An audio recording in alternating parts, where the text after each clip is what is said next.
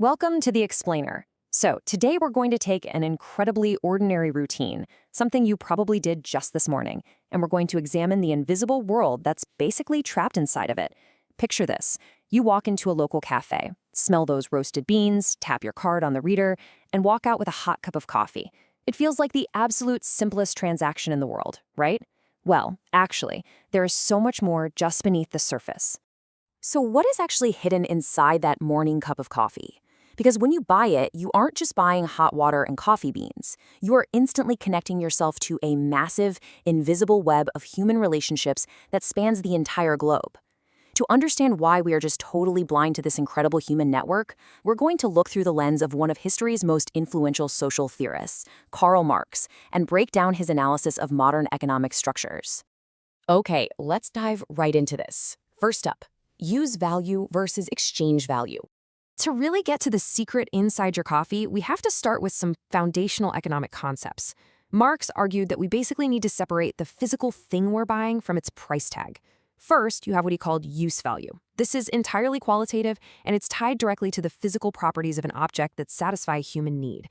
Bread satisfies your hunger, shoes protect your feet. Simple enough, right? But then we have exchange value, and this is entirely quantitative. Out in the market, we equate items that have completely different physical properties, like saying, 6 loaves of bread equal 1 pair of shoes, or we just assign them a dollar amount. The exchange value floats completely free from the physical, useful properties of the object itself.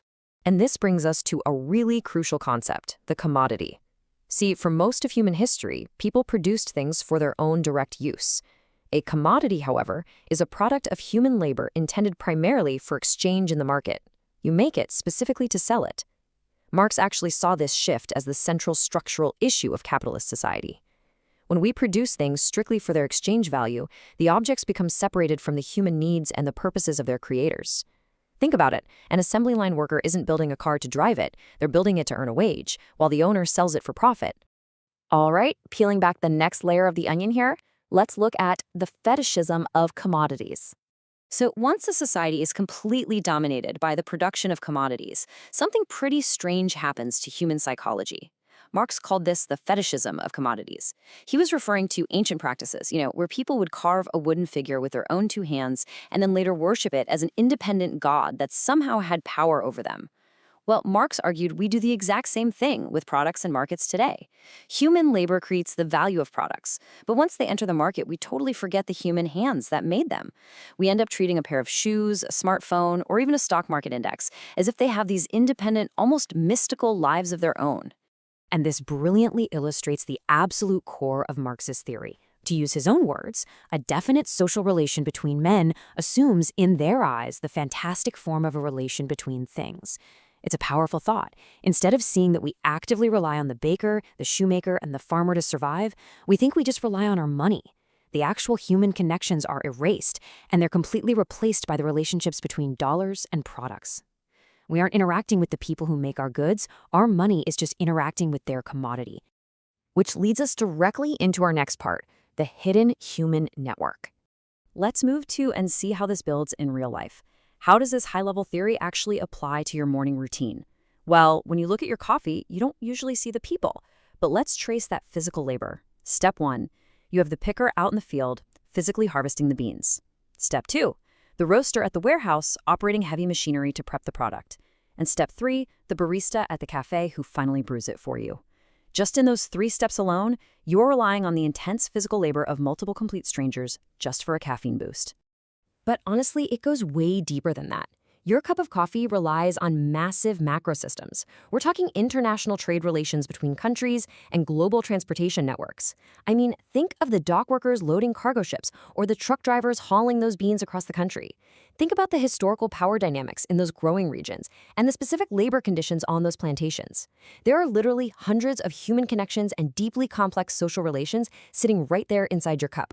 Yet, and this is kind of mind-blowing, all of that global complexity, all of those human lives and their hard labor is effectively erased and hidden behind just one simple transaction. You hand over a few dollars, or maybe you just tap your phone at the counter, and boom, you get the coffee. That exchange of money for a commodity completely masks the vast human network that makes it all possible. At the end of the day, you only see the price tag. So let's broaden the scope a bit. Seeing the economy differently. Now, what's really interesting about this slide is how this invisible masking actually shapes our entire worldview. It contrasts two completely different ways of viewing the economy. Usually, we talk about the economy like it's a natural force, right? We say things like the market is cooling off or inflation is storming in, basically treating it like an uncontrollable weather event. But Marx argued the economy is actually a political system. It is entirely made up of human beings making conscious decisions. If a central bank raises interest rates, that's a human decision that might result in real job losses. It's not a thunderstorm, it's a structural decision driven by human power dynamics. So the crucial point here is this concept called reification. You can kind of think of it as thingification. Reification is what happens when we look at humanly created social structures, like the corporate ladder or the stock market, and we just start to believe they are natural, absolute, and unchangeable. And because we believe they are totally out of our control, well, we actually lose control. We feel completely powerless against things like interest rate hikes or mass layoffs because we've forgotten that these systems were built by humans, and therefore they can absolutely be changed by humans. Marx actually took this analysis to a pretty intense conclusion regarding how wealth is generated. Using this very memorable, colorful metaphor, he wrote, "Capital is dead labor that, vampire-like, only lives by sucking living labor, and lives the more labor it sucks." What he's expressing here is his view that capital doesn't just grow by magic. It grows through the extraction of surplus value from living, breathing workers.